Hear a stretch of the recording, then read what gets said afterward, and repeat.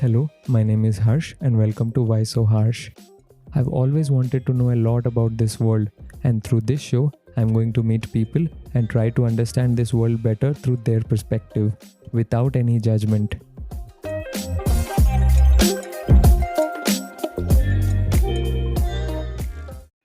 Welcome back. आज हम जैसे भी हैं, हमारी स्कूल का उसमें बहुत बड़ा हाथ है। हमारी जो भी डेवलपमेंट हुई है हमारे बचपन के सालों में, तो आज मेरा ये दिन बहुत लकी है because I am talking to my principal today. मेरी 6ठी से 10वीं क्लास तक वो मेरे साथ रहे हैं, मुझे ग्रो होते देखा है उन्होंने मुझे। वेलकम श्रीधर सर, कैसे हैं आप? बिल्कुल फाइन बेटा, जस्ट डूइंग वेल। अभी करंटली क्या कर रहे हैं sir? Currently I am right now staying at home doing nothing. You are chilling in today's language. It's environmental decisions. तो सर आज मैं आपसे जो भी बातें करूँगा उसका वन ऑफ द बिगेस्ट मेरा एजेंडा ये है कि मैं आपकी लाइफ से कुछ सीखूं जो शायद मैं पहले आपसे कभी पूछ नहीं पाया। तो सर मैं जानता हूँ और थोड़े लोग जो आपके साथ पढ़ चुके हैं वो जानते हैं कि आपने एक स्कूल चलाई है, आप खुद टीचर रहे हैं और आपने एजुकेशन में भी बहुत काम किया है। ये सब शुरू कहाँ से हुआ है सर? It was unexpected. कभी ये प्लान किया नहीं था कि स्कूल स्टार्ट करेंगे या स्कूल रन करेंगे, ऐसा कुछ नहीं। It was just all of a sudden, वो एक by chance it was been decided between my house members वो कि एक स्कूल चालू करेंगे। पहले we were planning only to have an institution जैसा ट्यूशन्स, इवनिंग क्लासेस। पापा का जो बिजनेस था वो दे के बाद में इवनिंग टाइम्स में एक 2-3 आवर्स का ट्यूशन्स करना बोल के एक मन में था। यानी I was very passionate about mathematics, किसी को सिखाना या किसी से बैठ के पढ़ाना तो बहुत पसंद था। तो वैसे unexpectedly it has been thought in that process, but सोचे बिना स्कूल स्टार्ट करना पड़ा। अच्छा, तो मतलब प्लान कुछ ज़्यादा प्लानिंग थी नहीं? Without any planning, it was just instant. बोले तो with in a span of 1 month 2 months में स्कूल का ऐसा प्लान हो गया। अच्छा, वैसे बहुत सारी यादें जुड़ी है मेरी भी। हमारी जो स्कूल थी वो एक अलग ही कॉलोनी में अंदर अपनी अलग सी दुनिया थी, पूरी बाहर की हश से अलग। सर आपको ऐसा लगता है क्या कि आप हमेशा डेस्टिन्ड थे टीचिंग करने के लिए? नहीं, कभी ऐसा तो कभी नहीं लगा। लेकिन जब मैंने इस फील्ड में कदम लगाया, आफ्टर सर्टेन डेज जब मैं इन्वॉल्व होते गया then I was feeling like I should spend more time with the kids. बच्चों से ज़्यादा स्पेंड टाइम करना है, जो मैंने सीखा है उनको वैसे ही सिखाना है। जैसा ट्रेडिशनली मैं मेरे स्कूल में जैसा सीखा, मैं जो मेरे सर थे जो मैथमेटिक्स मेरे को सिखाए, वैसे ही बेसिक्स बच्चों को सिखाना बोल के मन में बहुत था। वैसा टीचिंग फील्ड वहाँ से चालू हुआ। स्कूल के पहले आप बीएड कर रहे थे? नहीं, स्कूल के पहले तो मैं बीएड नहीं किया। स्कूल के पहले मैं ग्रेजुएशन कंप्लीट कर दिया, उसके बाद में एमएससी ओपन यूनिवर्सिटी कर रहा था। बीच में जब पापा का देहांत हो गया तो मैं उसको वहीं पर स्टॉप कर दिया। I did not complete it. फिर स्कूल स्टार्ट करे बाद में स्कूल एडमिनिस्ट्रेशन के लिए an eligibility criteria was must. Then little exposure to the new rules and regulations of education policies भी बहुत ज़रूरी था। तो इसलिए मैंने बीएड 2005-2006 एकेडमिक ईयर में कंप्लीट किया। क्या आपके पिताजी का बहुत हाथ रहा है आपकी पढ़ाई पे? या पिताजी expired eight young age only. और एजुकेशन वाइज में पिताजी एक ही बात कहते थे कि स्कूल जाना, पढ़ना, अच्छा पढ़ना, बस ये कोर्स करो वो कोर्स करो। दे डजंट हैव एनी वैसा थिंकिंग नहीं था उनका। कॉलेज स्कूल होते ही इंटरमीडिएट कॉलेज जाना तो एमपीसी पढ़ना, फिर वहाँ से डिग्री जाना है तो बीएससी पढ़ना। It was very very short काफी लिस्ट ऑफ अपॉर्चुनिटीज जिसमें 1 or 2 courses were there. जो मेन स्ट्रीम कोर्सेज That's रहे all. हैं। That's all. उसके अलावा आप फैमिली बिजनेस कर रहे थे, आपने फैमिली बताया। बिजनेस हमारा पापा का इलेक्ट्रिकल बोरवेल मोटर्स बिजनेस है। हाँ, वहाँ पर हर रोज आफ्टर स्कूल या आफ्टर कॉलेज या हॉलीडेज में वहाँ काम करता था। वहाँ पर मैंने काम बहुत कुछ सीखा है पापा के काम से। वहाँ पर दिन भर काम करते थे, कभी नाइट एंड डे करते थे। So the remaining time I used to balance little bit for the education. वैसा मैंने कंप्लीट कर लिया ग्रेजुएशन।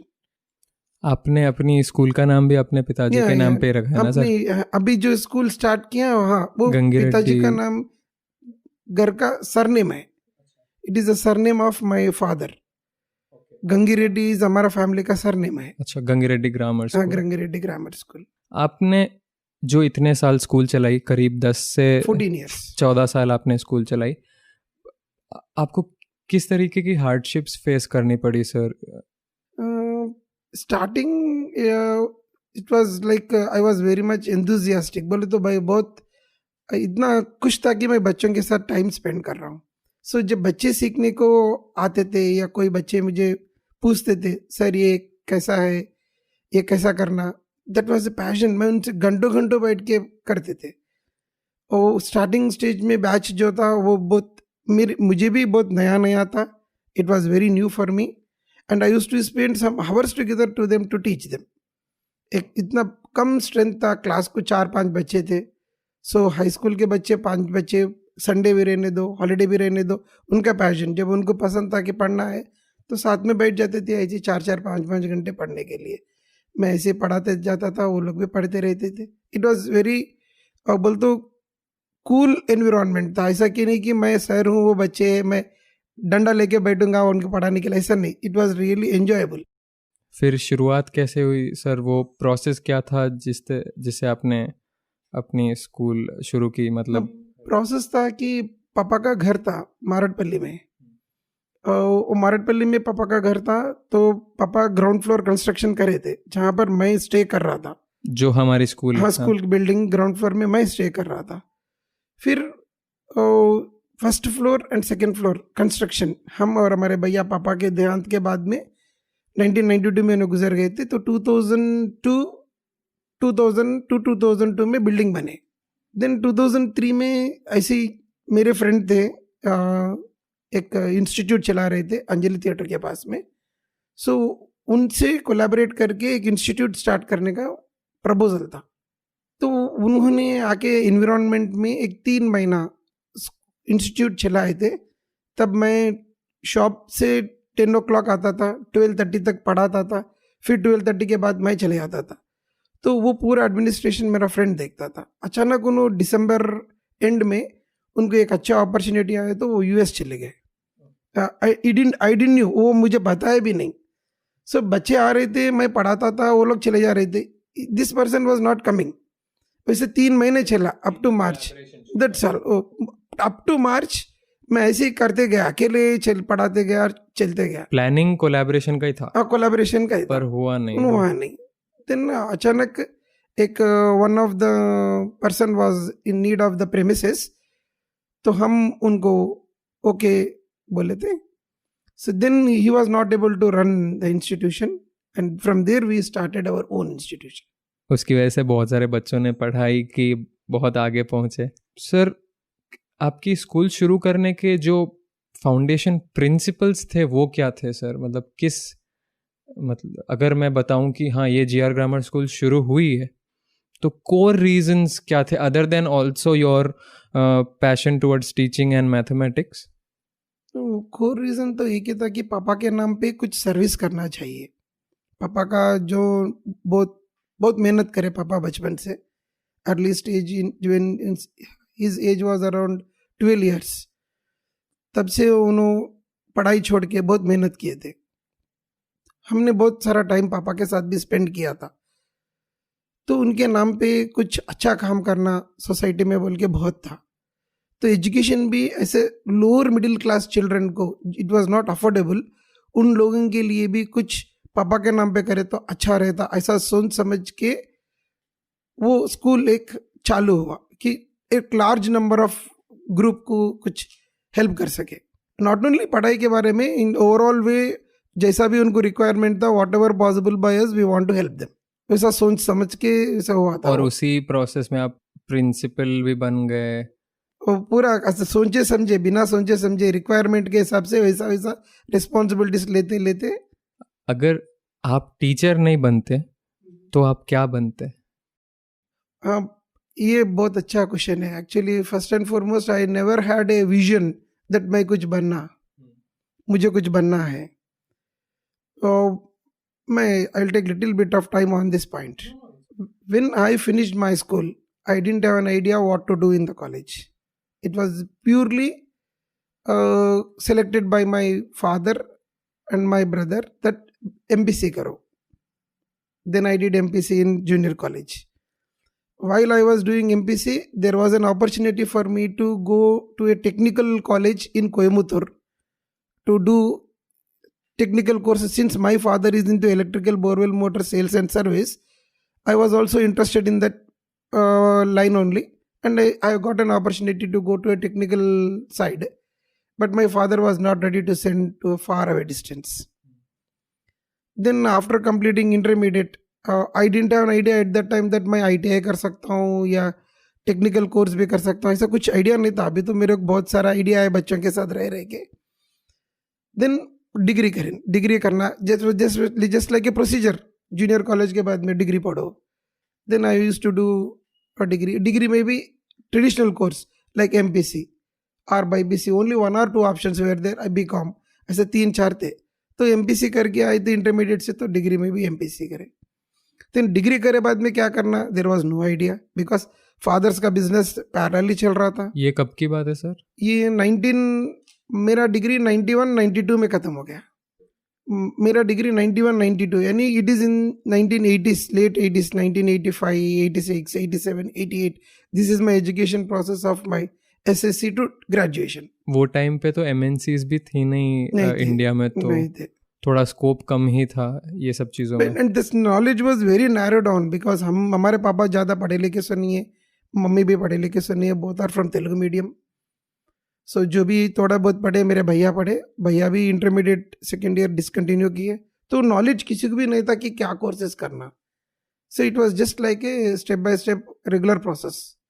तो सर फिर वही, अगर आप टीचिंग नहीं करते तो डैडी के बिजनेस, बस दूसरा कुछ सोच ही नहीं, आपने सोचा ही नहीं था। मतलब बचपन से कुछ ड्रीम तो होता है ना सर? ऐसा तो एक्चुअली मुझे एक था ड्रीम, बोले तो आर्म्ड फोर्सेस से मैं I was very much impressed with this armed forces, जैसे मिलिट्री, एयरफोर्स। आई वाज बोलते मुझे बहुत पसंद था। कभी कभी कुछ प्लेन जाएंगे या गया in the air, I just used to run away from the shop and stand and look at the sky till it has gone. वो बहुत पसंद था कि ऐसा कुछ करना बोल के, लेकिन somehow it couldn't take place. फौजी बनना था।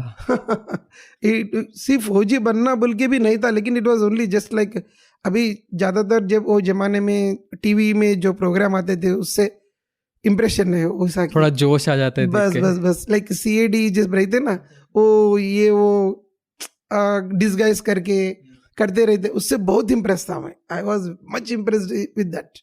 वैसा मुझे आर्म्ड फोर्सेस या पुलिस में करना बोल के बहुत था। खैर अच्छा हुआ आप टीचर बन गए, हम लोग लकी बन गए। मुझे ये क्यूरियोसिटी बड़ी रहती थी जब आप स्कूल चला रहे थे और इतने करीब से हमने देखा।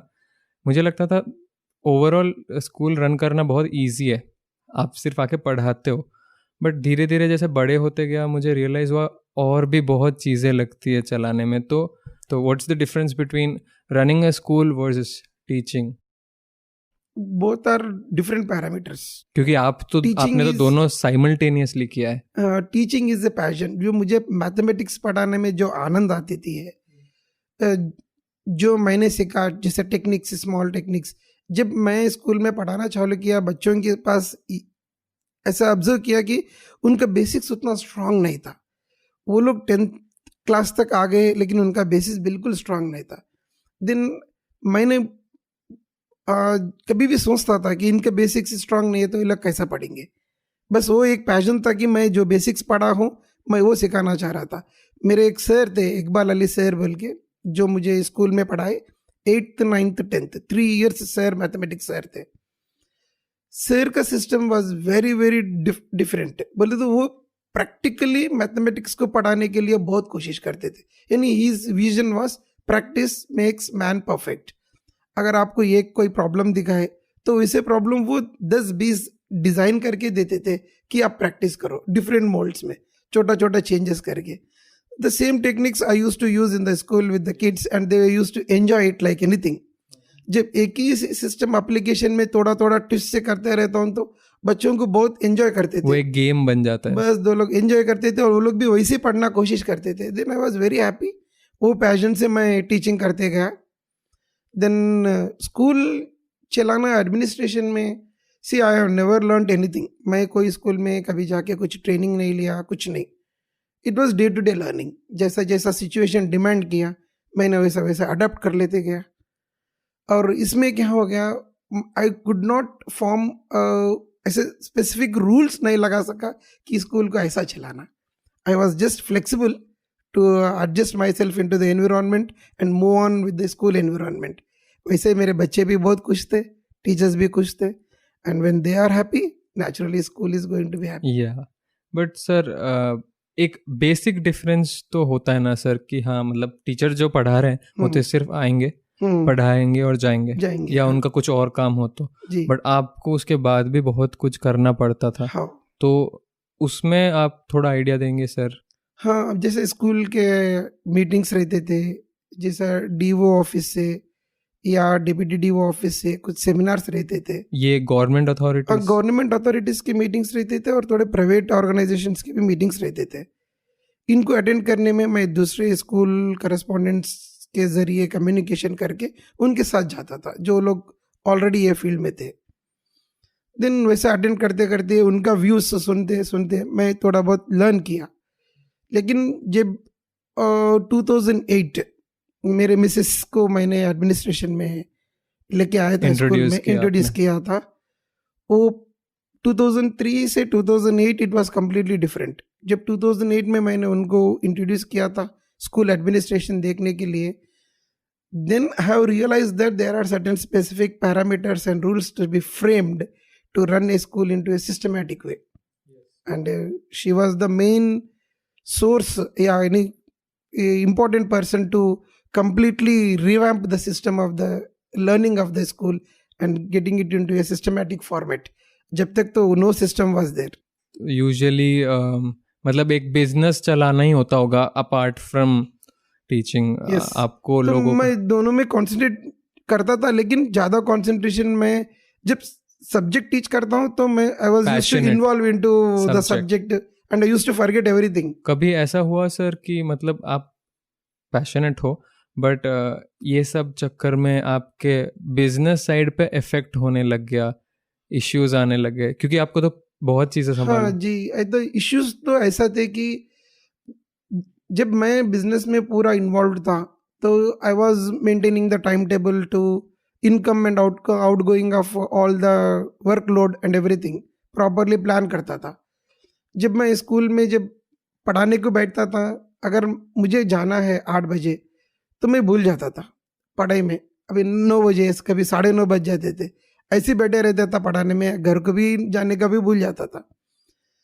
तो कभी डिलीवरी का जो वर्कलोड है डिस्ट्रीब्यूशन का, डिलीवरी का, वहाँ पर थोड़ा डिफरेंस हो. डिस्ट्रीब्यूशन मतलब यानी ये काम करो, ये काम एक टाइम पे करना है, ये टाइम पे कंप्लीट करके डिलीवरी करना है, ये काम वैसा करना है, ये काम वहाँ कराना है, ये काम यहाँ कराना है, इसका सामान लेके आना है, ये सब का काम का थोड़ा डिस्टर्ब हो गया था. इसमें थोड़ा दिक्कत हो रही थी. यानी जब मैं कोई कस्टमर को टाइम देता था कि ये टाइम पे मैं कुछ डिलीवरी करूँगा उनका काम कंप्लीट करके, then I was not able to do in 1 or 2 instances because जब मैं इनमें इन्वॉल्व रहता था वो टाइम भूल जाता था मैं. अच्छा. तो वैसा थोड़ा डिस्टर्ब होता था, but it was overall manageable. कभी संडेज या हॉलीडेज में काम करके देते थे बैठ के जब स्कूल पे नहीं रहता था. सो आई वाज कम्प्लीटली बिजी. ज़्यादा टाइम मैं स्कूल या बिजनेस ये 2 टाइम में स्पेंड किया. ज़्यादा टाइम तो मैं फैमिली से भी स्पेंड नहीं किया, इधर इट इज एन हॉलीडे और ए फेस्टिवल. इस पॉइंट पे आएंगे सर हम. अभी आपने बोला वैसे सर बहुत अच्छे टीचर्स मिले हमें लकीली. जी. आपने उनको कैसे सिलेक्ट किया, ये सब कैसे हुआ, एक टीचर का वर्कफोर्स कैसे बना हमारी स्कूल में? हाँ, अगर आप मुझे 2003-2004 जो फर्स्ट एकेडमिक ईयर के बारे में पूछ रहे थे, I was very sure that a teacher should have a good voice. मैं टीचर्स का कभी भी क्वालिफिकेशन वाइज कभी भी मैं नहीं देखता था. उनका गुड वॉइस है, कम्युनिकेशन स्किल्स है, then I was confident that I can mould them into a good teacher. अच्छा. वैसा मैं बहुत टीचर्स को मोल्ड किया हूँ और वो लोग मेरे साथ काम करते करते बीईडी करे, पीजी ग्रेजुएशंस करे फॉर देयर हायर रोल्स के लिए, and they are all well settled now. कोई टीचर्स भी प्रिंसिपल बने हैं. वाओ. कोई आज कोई अच्छे पोजीशन सीनियर टीचर्स है जहाँ पर स्कूल्स में पढ़ा रहे हैं. आप मतलब आपका तो वो प्राउडनेस का लेवल ही अलग है. I was very happy because they were all successful in one way और द अदर. जो पढ़ाई किए वो लोग कभी उसको वेस्ट नहीं किए. It was very important in that matter. और जब 2008 में जब my wife has been into the administration, then everything was being polished. Then she was very particular that teacher should have a minimum qualification, minimum basic communication, good skills. And उनको वो train करती थी. जब teachers अगर ready to learn है, वो लोग जब इंटरव्यू करते थे उनको, तो जब वो लोग रेडी टू लर्न है and eager to do something and they are passionate, and my wife is to take lot of pain to streamline them. ये सिस्टम से पढ़ाना, ये सिस्टम से करना, ये बेसिक्स अच्छा करना, ये सब she used to take care. वो लोड मुझसे निकल गया. शैलजा मैम जो आपकी वाइफ और हमारी प्रिंसिपल भी रही बाद में, उनको आपने कन्विंस कैसे किया एडमिनिस्ट्रेशन में लाने के लिए? It was little difficult. Actually, she was a double graduate at that time and she was completed her course in BFA JNTU. हाँ, वो पेंटर भी थी, बहुत अच्छी, बहुत अच्छी है, पेंटर है और बहुत अच्छा नॉलेज भी है उनको. And she has got job into A company. उनको कैसा मॉर्निंग 9 से लेके इवनिंग 6 तक टाइम हो जाता था. सो उसमें थोड़ा बच्चों को टाइम भी नहीं दे सकते थे. और I was little bit possessive to frankly accept that I never wanted my wife to work somewhere. I was little bit very possessive, maybe due to because I like her very much, maybe like that. I don't know. At that time I don't know, but I was very possessive not to allow her to go to any other job के लिए. और administration में अगर वो take over करेगी तो I was very happy because financial aspect रहने दो या कुछ भी मैनेजमेंट का रहने दो, वो बहुत अच्छा करेगी. वो मुझे पता है उसका जो सिस्टमेटिक है. She is a perfectionist actually. कुछ भी करने से पहले 0 से चालू करती है, वो 100% तक पहले प्लान कर लेती है. बहुत मेटिकुलस है. बहुत बिल्कुल. वो प्लान करके वो स्टेप्स के बारे में आगे जाती है. मैंने उसका नेचर मुझे पता है. तो अगर वो एडमिनिस्ट्रेशन करेगी तो बहुत होल्ड रहेगा.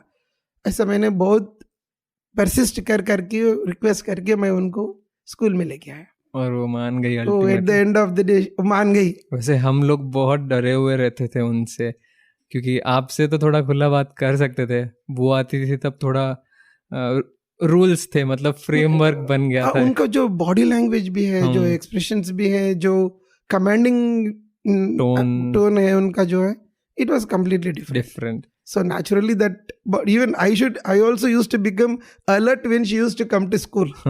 जब वो स्कूल में ऑफिस में नहीं रहती थी तो मैं भी बहुत कैजुअली कूल रहता था, लेकिन जब वो आ रहे मुझे पता चला तो I used to become attention.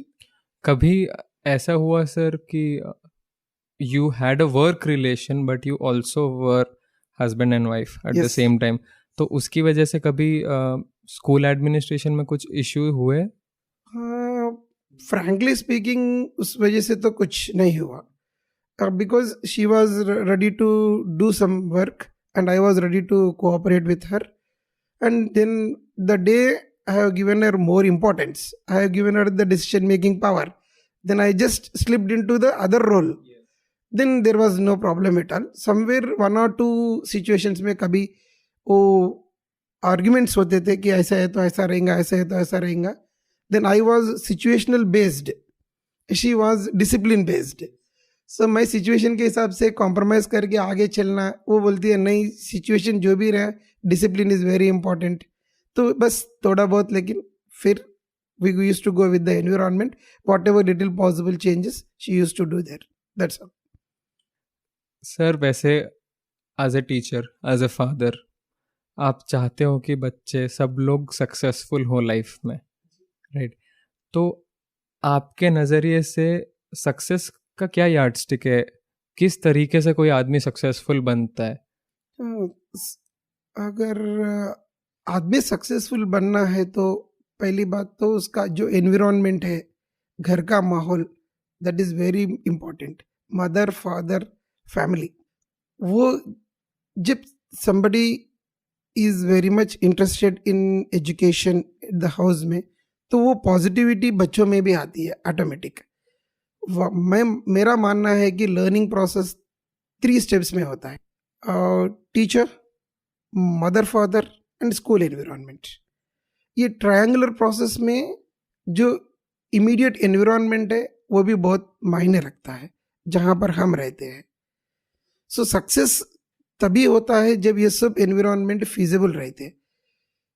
और मेरे मायने में सक्सेस ये है कि अगर you are good in your life and well settled to a stage, and whether you are able to take your own decisions and sustaining yourself further, that is only success. ये बहुत अच्छा answer है sir, क्योंकि मैं usually सुनता हूँ और ये मेन स्ट्रीम बात है कि सक्सेस को हम लोग सिर्फ हाई मनी काउंट से कंपेयर करते हैं। उस चक्कर में आदमी इतना भागने लग जाता है पैसे के पीछे कि वो लाइफ के छोटे छोटे जो हैप्पी मोमेंट्स रहते हैं वो मिस करने लग जाता है। तो ये आपकी बात बहुत सही रही। नहीं, यहाँ पर मैं आपको और एक बात भी बताना चाह रहा हूँ। See, as a parent, even I have my own ambitions that my children also should settle in a good and higher positions. लेकिन थोड़े situations में मेरे मिसेस एक्सप्लेन भी करते हैं कि other than that, the life is also very important, where it should has to be taken into a circle of life. सब मिलके गए तो वही सक्सेसफुल है, where you are able to be happy at the end of the day. At the end of the day वही है ना sir, खुश रहना है हमको। बस। तो मतलब सक्सेस ये है, अगर ब्रीफली कहूँ तो, कि आप इतना कमा लो कि आपकी ज़िंदगी कंफर्टेबल चल जाए, आपको कभी इश्यूज ना हो पैसे की तरफ से। बस उससे ज़्यादा कमा रहे हो तो वो बस एक्स्ट्रा ही है।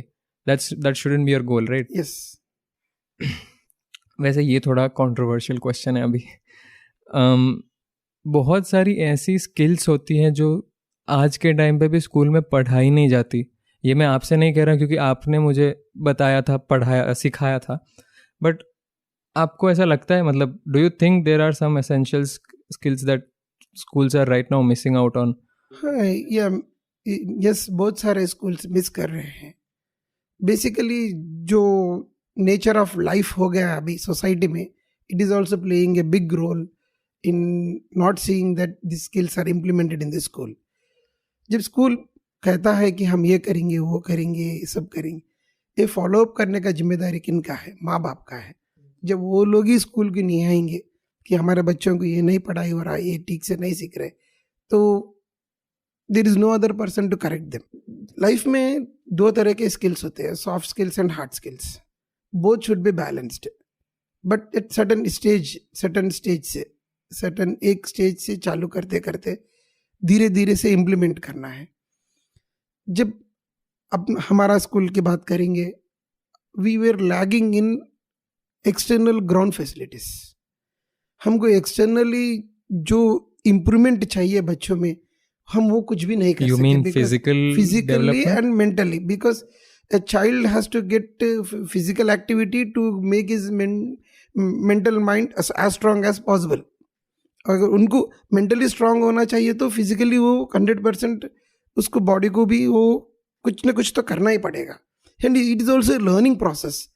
वो मैंने इम्प्लीमेंट नहीं कर सका, क्या बोले तो it was in A building without any ground और सो। मैं ये नहीं कर रहा हूँ कि बड़े स्कूल जो ग्राउंड है ये सब इम्प्लीमेंट कर रहे हैं, no. There are no passionate people who want to do this as exclusively for the children as it is possible. Now education has become only money minded. It is a big problem right now. ये सारे skills होना है तो parents के interest के द्वारा ही बच्चों को कंप्लीट एजुकेशन मिल सकता है, नहीं तो ये पूरे इम्प्लीमेंट नहीं कर सकते. It is very very simple. Because ये एग्जाम्पल मैं मेरा खुद का फैमिली का देख सकता हूँ. जब मेरे चिल्ड्रन जब छोटे थे and when I was in the business line, पापा का जब मैं बिजनेस मेंटेन कर रहा था, सो तब मैं मॉर्निंग 6 o'clock शॉप को चले गया तो रात में 11 बजे वापस आता था. इनके एजुकेशन के बारे में इन्हों क्या पढ़ रहे, इनको क्या पढ़ा रहे, क्या हो रहा, आई have never thought in that way. It was completely my wife who has looked after their education. उनके स्कूल ले जाना, उनको स्कूल से लाना, उनको टाइम पे अच्छा फूड, टाइम पे फूड देना, टाइम पे उनको गेम्स खेलना, ये खेलने का टाइम, ये सोने का टाइम, ये पूरा discipline, that discipline has been incorporated by my wife completely.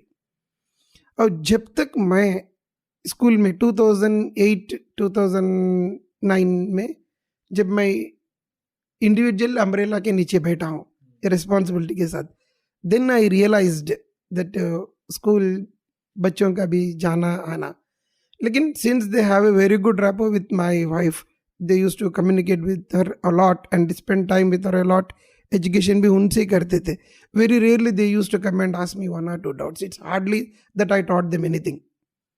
दे अपने आप मेरे मिसेस के जरिए वो लोग पढ़ते पढ़ते पढ़ते आगे चले गए. तो मेरा एक्सपीरियंस तो यही है कि parents involvement is very very important for all round development of the child. School can not do 100%. No school can do 100%.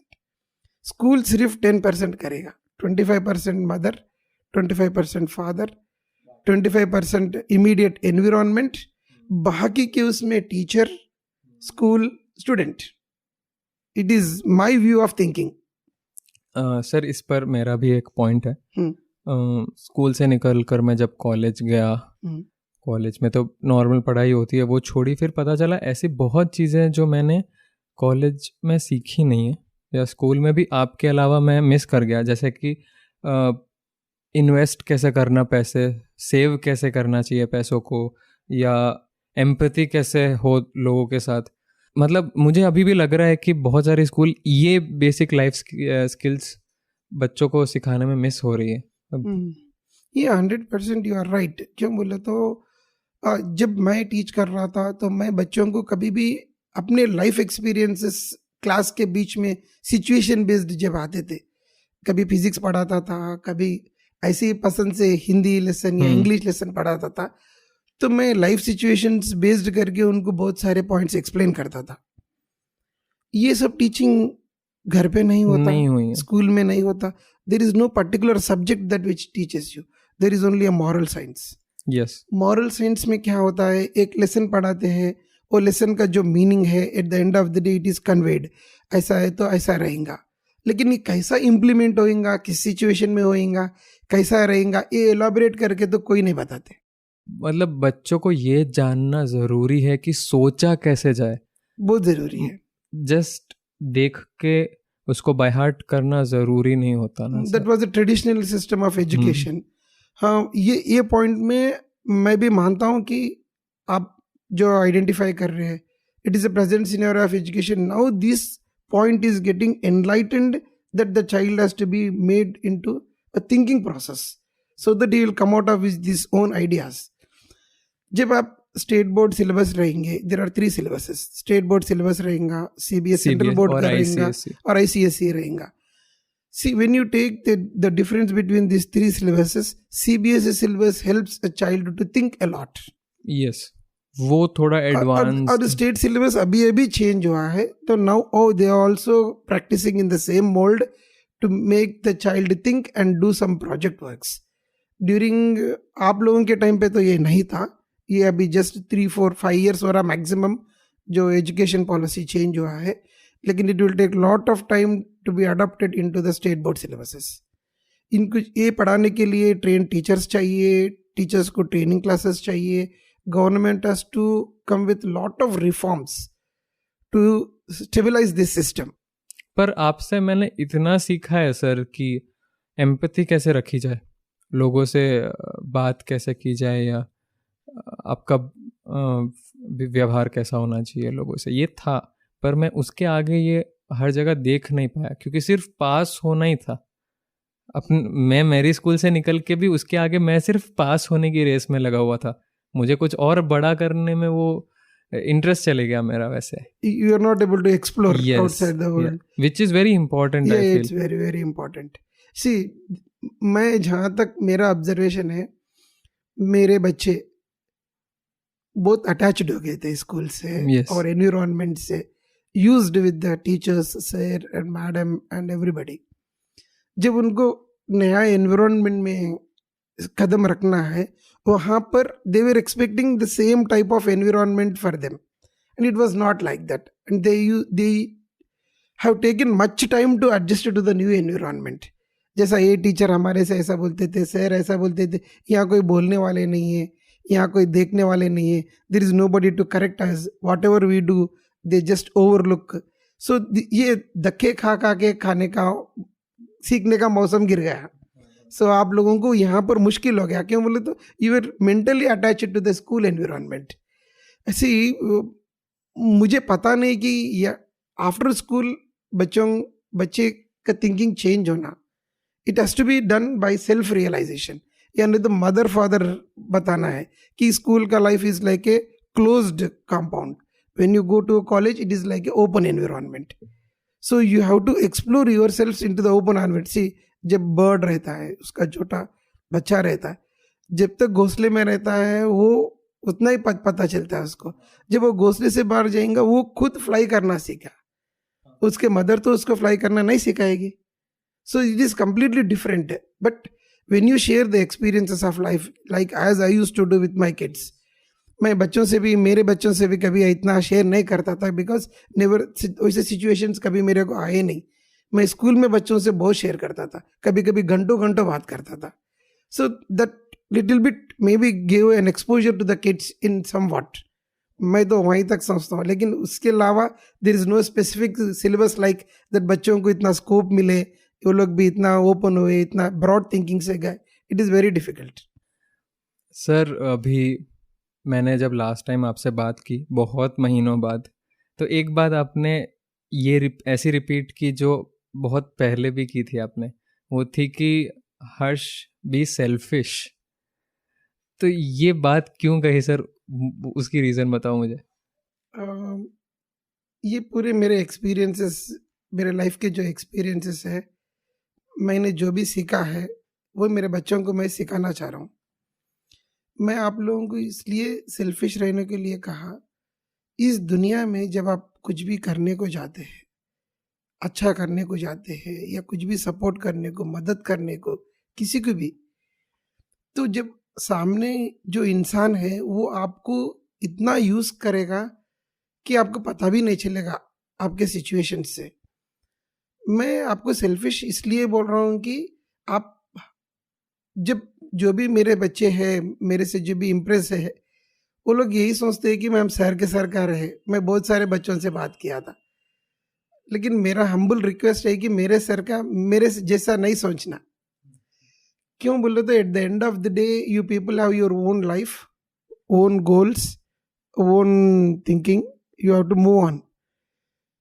Sir कभी ऐसा सोचे नहीं कि खुद के लिए कुछ करके रखना है। ये दुनिया कभी सपोर्ट नहीं करेगी।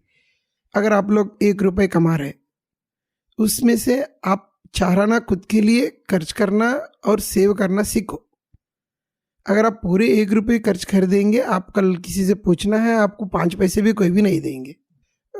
आप चाहे वो आपके पेरेंट्स रहने दो, चाहे आपके ब्रदर सिस्टर कोई भी रहने दो, for every individual he should have his own time for himself. वो खुश रहने के लिए क्या कर सकता है? गाना गाओ, बुक्स पढ़ो, डांस करो, रिलैक्स करो, गाने सुनो, मूवी देखो, वो आपकी मर्जी, लेकिन take time for yourself. आप अपने आप टाइम नहीं लेंगे और आप दूसरों के लिए टाइम खर्च करेंगे, आपको टाइम वापस नहीं आता। Because habits will never die. जब आदत हो जाती है, वो आदत से हम मजबूर हो जाते हैं, उसे नहीं छोड़ सकते, जो मेरी मजबूरी है अभी। इसलिए मैं बच्चों को बोलता हूँ यंग एज में बी सेल्फिश, अपना खुद का बनाना सीखो, मदद करो, कितना करना उतना ही करो, उससे ज़्यादा नको करो। अगर आप ज़्यादा खुश है, आपके पास ज़्यादा पैसे है, तब आप करो। जब आपको सस्टेन करने के लिए पैसे नहीं है, पोजीशन नहीं है, कुछ सेल्फ सस्टेनेबिलिटी नहीं है, आप दूसरों को मदद करके खुद का ज़िंदगी खराब कर रहे हैं, कोई आपको मदद नहीं करेगा। ये मैं लाइफ से अभी सीख, बहुत बड़ा एक्सपीरियंस है मेरा लाइफ का। It's very very hard. ये मेरे लिए भी अच्छा लेसन है सर। और एक चीज़ आपने बोली थी, वो थी मार्केट योरसेल्फ। ये थोड़ी हद तक मैं समझता हूँ, पर आपके नज़रिए से बताइए सर, ये चीज़ आपने क्यों कही मुझे? हाँ, अभी आप एक जॉब कर रहे हैं, विच एवर कंपनी इट में भी, आपका जॉब का स्टाइल क्या है, वर्कलोड क्या है, मुझे पता नहीं। जब आपके सीनियर्स को आपके पास ये टैलेंट है, ये आप करें, बल्कि आप नहीं बताएंगे, तो आपसे जो सीनियर से आप जो भी मेहनत कर रहे हैं उनके अंडर में चले जाता है, as if they have done. आपको प्रोपोगेट नहीं करते, you can not come in to limelight. जो आपका टैलेंट है, अगर आप अपने आप नहीं बताएंगे कि मैंने ये किया, तो आपको कोई पहचान नहीं देंगे। आपका काम से दूसरे लोग अपने आप लाइमलाइट में आ जाएंगे। जो श्रेय आपको मिलना है वो उनको मिलता है। इससे क्या होता है, मे बी यू वे में हैविंग ए वर्क सेटिस्फैक्शन कि मैंने आज बहुत अच्छा काम किया, मैं आज हेल्प करा, मेरे वजह से एक अच्छा प्रोजेक्ट बना, you are very happy and your senior is also अरे वेल डन बोलता है। लेकिन जब आपको वो प्रोजेक्ट नहीं करेंगे, आपका वो वेल डन के पास ही रहेगा, आप आगे कब बढ़ेंगे? सही बात है। ये बहुत ज़रूरी है। ये यहाँ पर आप सोचिए, जो भी आपकी उपलब्धि है, you try to market yourself, आपका भाव बढ़ेगा। भाव not in the terms of money, in the terms of values, in the terms of position, in the terms of seniority levels में आपको जब होनर है, तो कंपनी आपको और ज़्यादा रेस्पेक्ट करके काम बड़े पोजीशन में देंगे। जब आपके नीचे, जब आप एक टीम को लीड करेंगे, तो आपके नीचे वो लोग भी बहुत कुछ सीखेंगे। एक तरीके से ये इंटेंजिबल एसेट हो गया, जैसे कंपनी में भी गुडविल एक एसेट होता है। बहुत ज़रूरी है। और गुडविल, अभी मेरा एग्जाम्पल लिया था, just I am taking an example here. मैं लाइफ में इतने साल काम किया, 25 ईयर्स मेरे पापा का बिजनेस में और 14 ईयर्स स्कूल में। मैं ये पूरे लाइफ में हैव अर्नड ओनली गुडविल। आप किनको भी पूछो, क्या भी पूछो, एक goodwill. But at the end of the day, eight what cost? Please question yourself. जो भी है बच्चे लोग आज कर रहे, तो गुडविल कमा रहे, very good, at what cost? अगर आपको ये आंसर मिलेगा, then you are well and good. You learn to live a life when you find an answer for that question. But sir, आपने ये बात तो कही है, मैं पर्सनली जब भी इस क्वेश्चन को आंसर करने की कोशिश करता हूँ, मुझे नहीं मिलता आंसर। मतलब इतना डिफिकल्ट है। आपको कैसे लगता है, like how will someone find a solution to this problem की? I am also in the same position as you are, Harsha. मैं ऐसे करते करते, एक आदमी, एक मैगजीन है जिसमें वो लोग मुझे आके मिले थे मेरे स्कूल में, और मेरे बच्चों को वो वीकेंड क्लासेस लेते थे। It is very famous. I'm not able to get the name of that magazine. And one day, the person who was taking the classes, he came to my office and he was sitting with me. During discussions, वो मुझे पूछा कि आप life में क्या करें? बहुत भारी बात पूछ ली sir. What did you do in life? I told him, sir, मैं पिताजी का बिजनेस संभाला, इतने 4-5 फर्म से, मेरा डिजिग्नेशन ये है, फिर वहाँ से मैं स्कूल में आया। उसको मेरा बात एक आधा घंटा तक सुना हो। उसके बाद में, सर एट व्हाट कॉस्ट, एक क्वेश्चन पूछा मेरे को, and I could not answer him because I don't have any answer for that. और मैं जब ये क्वेश्चन, जब मैं आंसर फाइंड आउट करने के लिए कोशिश किया, और जब मैं पलट के देखा मेरे सर्कमस्टेंसेस में, yes, what did I do? I don't know. I spend so much of prime time of my life working, doing this, doing that, everything. But at the end of the day, मैं जब पलट के देखा हूँ, I didn't do anything. मुझे कुछ दिखाई नहीं कि मैं क्या किया। When I came to my family, like my wife and kids, and at the time when they need me, when I turned back, I didn't have anything to support them. कुछ भी नहीं कर सका, कुछ भी नहीं। मार्केट में इतना गुडविल है, जब मैं बाहर जाता हूँ तो सर आप कैसे हैं बच्चे बोलते हैं, जब बिजनेस में जाता हूँ तो लोग मुझे सेठ बोलते हैं, छोटे सेठ बोलते हैं. लेकिन eight the end of the day the two things are not helping my family. So at what cost? I don't know. I don't have any specific answer for that question. But please, if you people can find out, let me know. I wish I had an answer for नहीं, that. इसीलिए मैं बच्चों को बोल रहा हूँ कि please आप लोग थोड़ा सेल्फिश रहिए. It is very very important in life. अगर आप देखिए 20-22 साल के हैं, by the time you are 24 you should be in a proper stream. बोले तो कुछ ना कुछ लाइन में सेटल होना बहुत जरूरी है. ये मुझे स्ट्रेस दे रहा है सर. नहीं, कुछ भी स्ट्रेस की लेने की जरूरत ही नहीं है. यहाँ पर 24 and 25 you should have a continuous stream of inputs where you can sustain yourself further. मैं आपको ये नहीं कर रहा हूँ कि आप 1 लाख कमाओ 2 लाख कमाओ महीने को, नहीं. आप कंटिन्यूस स्ट्रीम एक इनपुट रहना चाहिए. You should not be dependent on your parents. आपका इनपुट से आप स्टार्ट करना चाहिए, where you can sustain yourself and if possible able to help the parents. Over a period of time, आप by 25 एक systematic एक system में गिर जाते हैं आप लोग. Then from there parallelly you pursue whatever you want to do.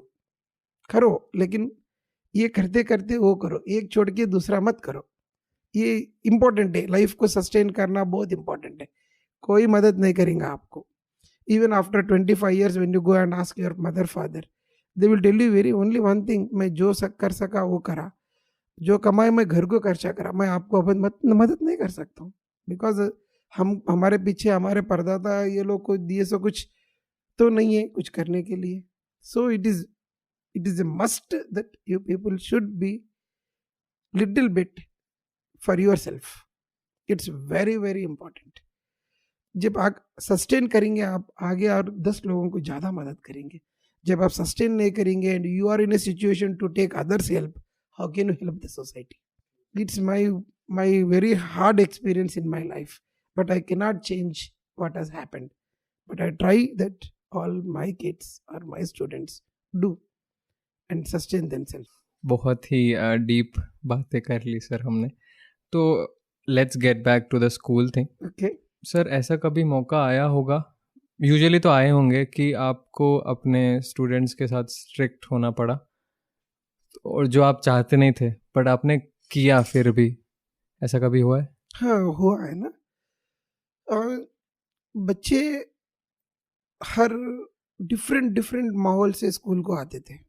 जिनके माँ बाप वॉचमैन के जॉब करते थे, जिनके पेरेंट्स हाउस होल्ड एम्प्लॉयज़ थे, जो डेली वेज अर्नर्स थे, जो छोटे छोटे बस्ती में रहते थे. बच्चों को ये बहुत सारा इफेक्ट करता था. जैसे लैंग्वेज स्पीकिंग रहने दो या बॉडी लैंग्वेज में रहने दो, इंस्टेंटली कभी कभी उनके मुंह से ऐसे बातें निकल जाते थे जो स्कूल एनवायरनमेंट में जायज़ नहीं थे. तो इसलिए मैं उन लोगों को पर 1-2 बार मैं एक्सप्लेन करता था. जब वो लोग 3rd या 4th अटेम्प्ट में कुछ ऐसा रिपीट करेंगे, then I have to be very very strongly I have to object them. जहाँ पर मैं उनको पनिश करना बहुत ज़रूरी था, because they have to correct themselves. It is not good. Cultured environment is different than your immediate society environment. जैसा आप आदत कर लेंगे वैसी आदत होएगा. जो बात आप अभी कर रहे वो प्रैक्टिस बन जाएगा आपको. वो गलत है तो गलत है. It has to be changed.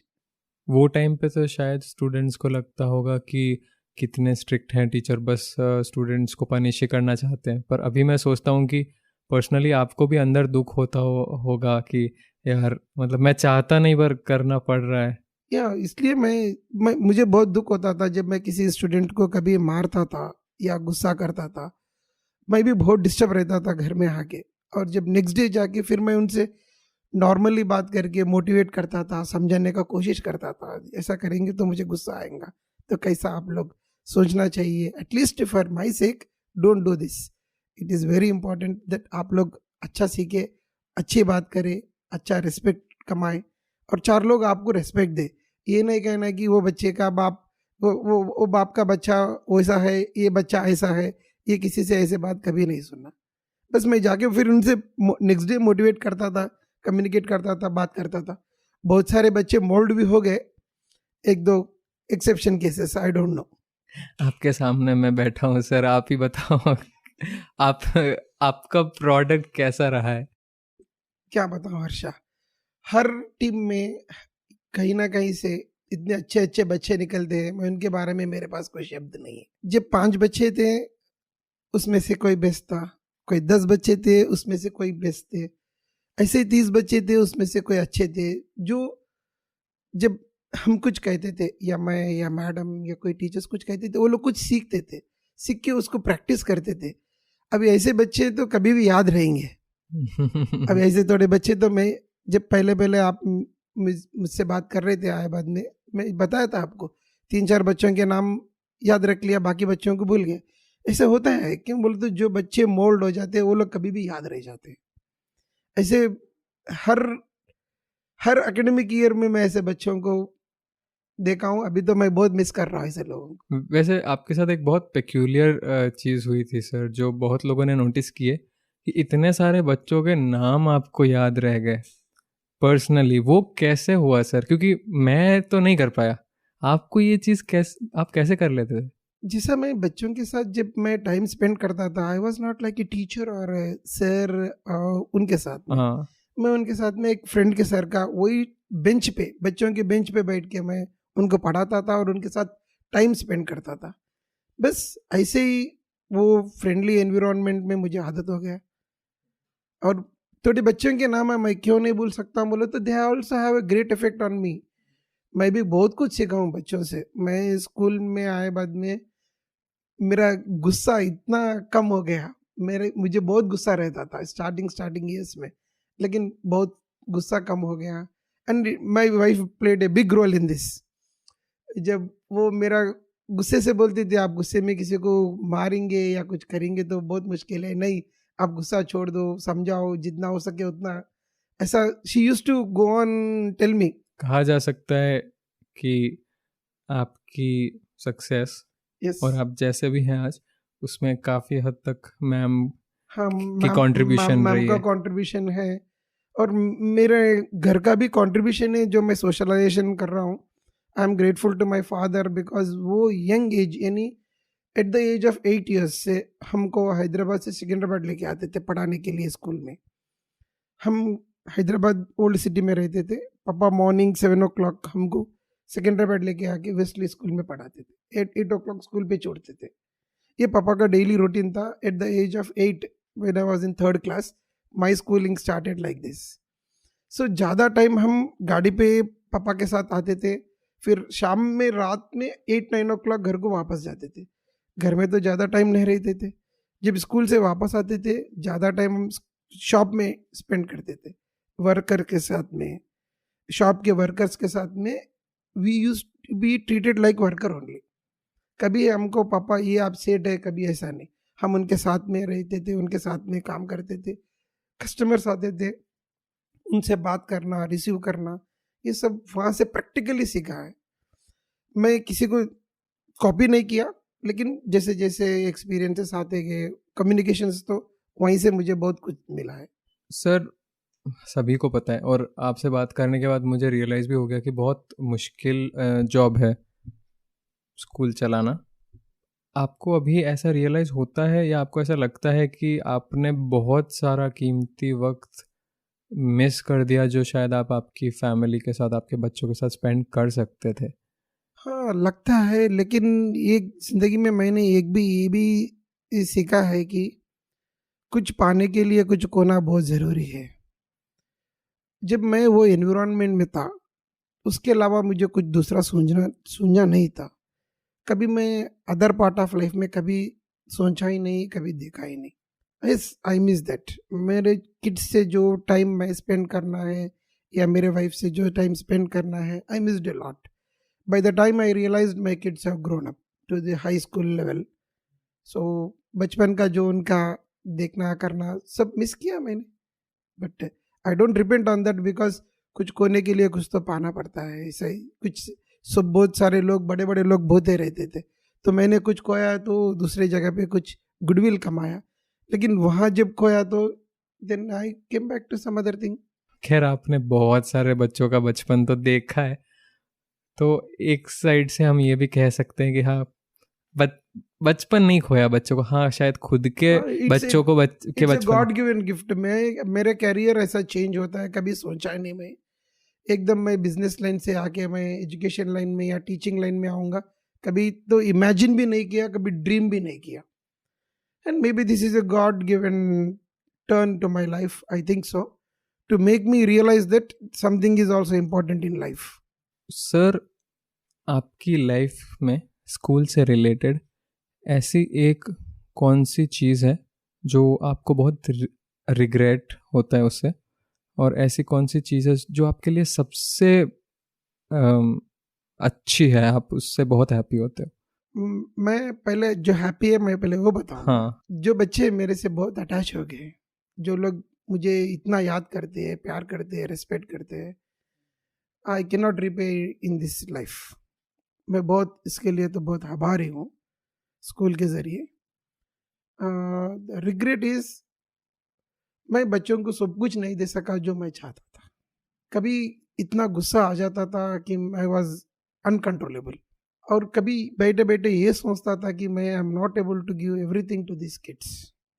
मेरे पास ना फाइनेंशियली सस्टेनेबिलिटी था या एनवायरमेंटली सस्टेनेबिलिटी था। जितने में है उतने में मैंने कोशिश किया, whatever possible by me. हाँ, that will be there for lifelong, that I can not do more what I can do for them. खैर सर, जैसे भी आपने जो भी किया, मैं आज जैसा भी हूँ, जो मेरी अच्छाइयाँ हैं उसका एक बहुत बड़ा पोर्शन मैं शायद मानता हूँ कि आप थे। आपकी वजह से और बहुत भी लोग हैं, उन्होंने आप बहुत सारी अच्छी चीज़ें सीखी हैं आपसे। तो हाँ, मतलब कहना तो सही है कि आप रिग्रेट कर रहे हो क्योंकि आप ज़्यादा नहीं दे पाए। मैं अपनी साइड से आपको तसल्ली दे रहा हूँ कि दिया है आपने बहुत कुछ। Thank you, thank you. खैर सर, बहुत ही अच्छी कॉन्वर्जेशन रही, बहुत कुछ सीखने को मिला, और हमने पास्ट में जर्नी कर ली एक। आप बताइए सर, अभी आपको क्या कहना है? मैं अपने बच्चों को तो यही बताऊंगा कि life is a continuous process of learning. Unexpected twist and turns तो बहुत रहते हैं। कभी ये मत सोचना कि यही मेरा एक है, यही से ही मैं जाऊंगा, नहीं। Please have an alternative to balance your life. Take it as a 50-50। 50 positive ले लो, 50 नेगेटिव ले लो। लाइफ को बैलेंस करना कोशिश करो, and please enjoy your life. Stress से लेके ये मेरा रिस्पॉन्सिबिलिटी है, मैं कैसा भी करना, ऐसा मत करिए। You enjoy the life and do what you want to do. Be happy. ये टाइम वापस नहीं आएगा। जब आप लेट 40s या लेट 50s में आएंगे, जब आपके रिस्पॉन्सिबिलिटीज बढ़ जाएंगे, once you are settled in life, there are many responsibilities going to be tangled to you. वो रिस्पॉन्सिबिलिटीज निभाते निभाते you will be losing your life. तो मैं यही, मेरा सजेशन ये की है आप लोगों को सबको कि spend time for yourself and try to maintain that for lifelong, कि ये टाइम मेरा है। या पूजा करो, या गाने गाओ, या डांस करो, या just go for a walk, have a good food, just take a break for yourself. It is must.